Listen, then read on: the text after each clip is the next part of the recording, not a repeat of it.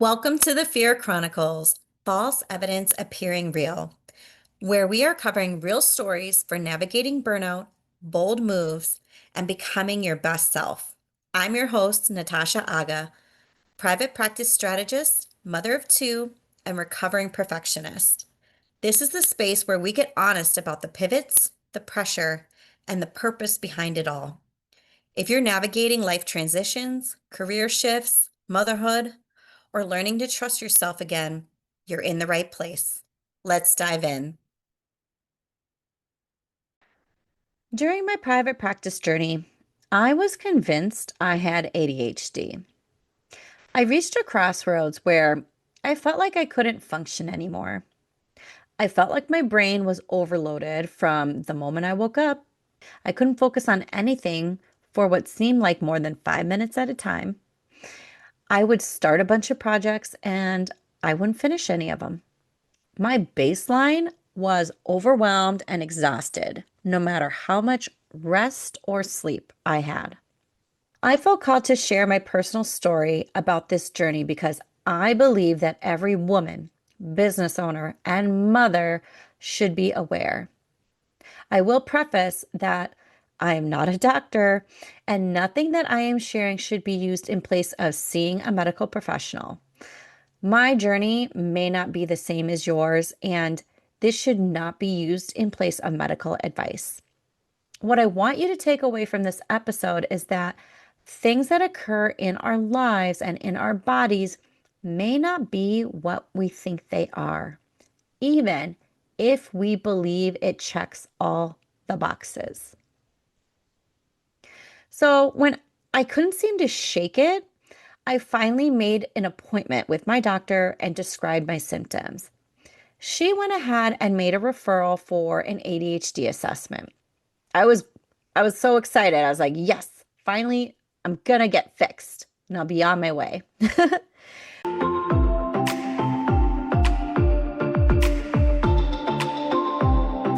If you've been listening to this podcast and thinking, "I know there's more for me.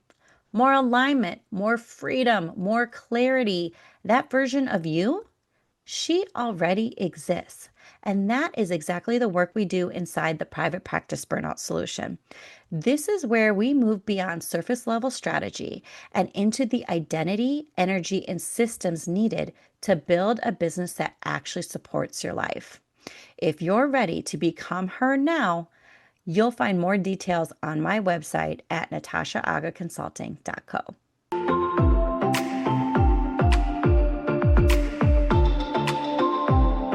So during my evaluation, I was asked many questions and was given a bunch of rating scales. I was a bit surprised that I wasn't going to be diagnosed and helped right then and there. She explained that some of the rating scales were for me, and then the others were for other people, specifically to be completed by people closest to me at different points in my life. One person to complete it based on myself as a child, and the other person to complete it as myself at that moment in time.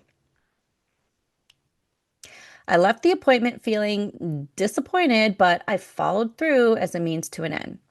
I completed my own reading skills, and then I gave one to my dad and the other to the father of my children. I sent I sent all the completed rating scales back to the evaluator, and I waited for what seemed like forever. And then I received the final report. I was shocked. I was not diagnosed with ADHD. And as I read and reread the rationale, I was dumbfounded. The reason I wasn't diagnosed was because of the discrepancies on the rating scales that were completed by the people closest to me. The symptoms were not present when I was a child. So, to give you an idea of what areas were rated, I'm going to share the biggest discrepancies between the three rating scales, between when I rated myself, when I was rated at that moment in time by someone else, and then when I was rated as a child. So when I rated myself highest on avoiding or disliking or reluctant to engage in required sustained mental effort. I also rated myself high on easily distracted by extraneous stimuli or irrelevant thoughts. Then I also rated myself high with this. I am on the go or act as if driven by a motor or feel like I have to be busy or always doing something. Then I looked back at the rating scale that was completed by someone else in that point in my life. I was rated the highest on the following: on the go or as if driven by a motor, feeling like I had to be busy all the time or doing something. Next was interrupts or intrudes on others, butts into conversations or activities without permission or takes over what others are doing. Next was blurts out answers before questions have been completed, completes other sentences, or jumps the gun. I was also rated high on having difficulty organizing tasks and activities, is underactive or has less energy than others. Now, when I was rated as a child by someone else, all of the categories were rated as low or never. I was not rated high on any of the characteristics. That's when I learned something that I wish I knew sooner. A dysregulated nervous system from prolonged burnout can mimic neurodivergence, especially in women. Chronic stress can look like ADHD, and then that's not what it is. Your body has been in survival mode for way too long. Some of the most salient ways burnout can mimic or mirrors ADHD, especially in high achieving women, are executive dysfunction. So that was a lot of what I was characterized as. So all of a sudden, it seems like you're struggling with basic organization, scheduling, your calendar, starting tasks, forgetting things. Sometimes, because of this, you begin to overcompensate because you know you should be able to do more than you have been doing, which further compounds everything since you're now overcommitted. Emotional dysregulation.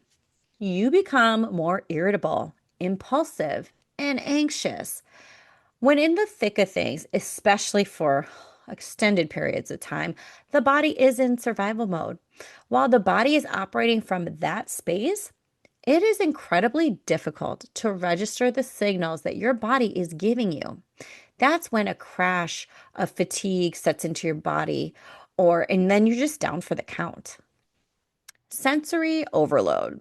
So, your ability to cope with inputs like loud or just obnoxious noises, sounds in general, lights, this can all further exacerbate that irritability that you're already feeling, and it leads you to feeling overwhelmed a lot. Loss of things that once brought you joy. You may start to lose or have completely lost interest in things that you once enjoyed, hobbies you once did. Some may even get a very strong impulse, act on an impulse to stop big projects or even quit their jobs. Big changes or decisions that would appear out of character by others. And then there's the overall fatigue related to masking. So, masking symptoms is like, for example, you're forcing yourself to focus when you just can't.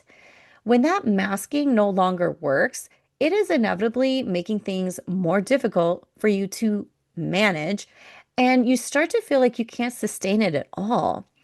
And when you try to act normal, it takes up nearly all the leftover energy reserves that you have. So you end up exhausted. For me, I was at a level of exhaustion that I could not put into words. I tried resting, taking more breaks, attending more social events. None of that helped me feel better. I felt the same and felt incredibly behind when I did these things. And ultimately, I felt guilty. I was disheartened, disappointed in myself, and honestly, a bit embarrassed that I couldn't get what I seemed to be the simplest things done without feeling depleted.